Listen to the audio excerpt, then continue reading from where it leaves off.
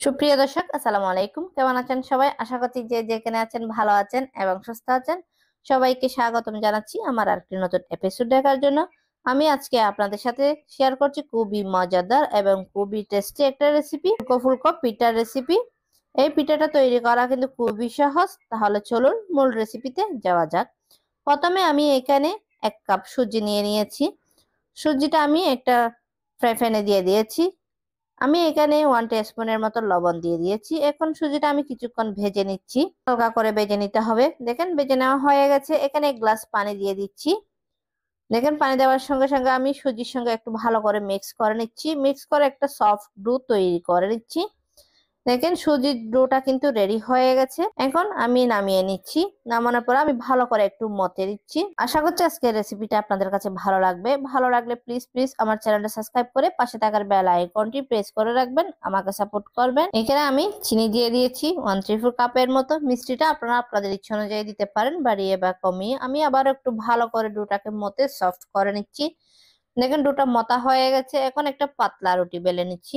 এই রেসিপিটা আমি অনেক সহজ করে দেখানোর চেষ্টা করেছি। আশা করছি আপনাদের কাছে ভালো লাগবে। ভালো লাগলে লাইক, কমেন্ট এবং বেশি বেশি করে শেয়ার করবেন। এখন রুটিটা আমি একদম পাতলা করে বেলে নিয়েছি। এই রুটিটা যত পাতলা হবে লুচি গুলা তত ফুলকো ফুলকো হবে। দেখেন আমি এরকম একটা শাঁস নিয়েছি, শাঁস দিয়ে কেটে নিচ্ছি। খুব সহজে 1 কাপ সুজি দিয়ে কিন্তু অনেকগুলো পিঠা তৈরি করে নিয়েছি। এই পিঠা তৈরি করার কোনো ঝামেলা নেই, ঝটপট মাত্র 5 মিনিটে কিন্তু এই পিঠাটা তৈরি করে নিতে পারেন। বিকালে চায়ের সাথে সার্ভ করলে কিন্তু খেতে অনেক টেস্টি হয়। দেখেন আমি একদম পাতলা পাতলা করে তৈরি করে নিয়েছি। এখন কিন্তু ভাজার পালা। ভাজার জন্য আমি আগে থেকে অয়েলটা ভালো করে গরম করে নিয়েছি। এই লুচিগুলা ভাজার সময় কিন্তু অয়েলটা ভালো করে গরম করে নিতে হবে, তাহলে লুচিগুলো দেওয়ার সঙ্গে সঙ্গে কিন্তু ফুলকো ফুলকো হয়ে যাবে। দেখেন লুচিগুলো ছাড়ার সঙ্গে সঙ্গে হয়তো ফুলে উঠেছে। দেখতে কত সুন্দর হয়েছে এই পিঠাগুলা। এই পিঠাগুলো কিন্তু উপরে হালকা ক্রিপসি, ভিতরেটা কিন্তু সফট নরম হবে। এগুলা খেতে কিন্তু অনেক টেস্টি। এই পিঠাগুলো তৈরি করার জন্য কিন্তু তেমন কোনো উপকরণের প্রয়োজন নেই, শুধুমাত্র 1 কাপ সুজি দিয়ে কিন্তু তৈরি করে নিতে পারেন।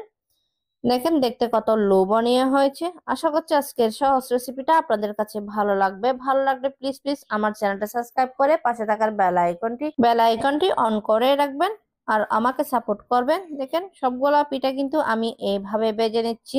আমি এইভাবে কিন্তু সবগুলা পিঠা তৈরি করে নিচ্ছি।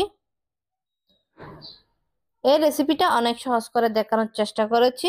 দেখেন এই লুচিগুলা কিন্তু ভাজা হয়ে গেছে, উঠিয়ে কিন্তু আপনাদেরকে পরিবেশন করে দেখাচ্ছি। দেখেন দেখতে কত লোভনীয় হয়েছে, দেখতেও কিন্তু অনেক সুন্দর হয়েছে এই পিঠাগুলা। এই পিঠাগুলা কিন্তু আপনারা এই পিঠাগুলার মধ্যে কিন্তু আমি চিনি অ্যাড করেছি। যদি চিনি অ্যাড না করে তাহলে লুচির মতো খাওয়া যাবে, আবার চিনি অ্যাড করলে কিন্তু নাস্তার মতনও খাওয়া যাবে। এই পিঠাগুলা কিন্তু চিনি ছাড়া গরুর মাংসের সঙ্গে রুচির মতন কিন্তু সার্ভ করতে পারেন। এটা খেতে কিন্তু অনেক টেস্টি। আশা করছি আজকের রেসিপিটা আপনাদের কাছে কেমন লেগেছে অবশ্যই কমেন্ট করে জানাবেন।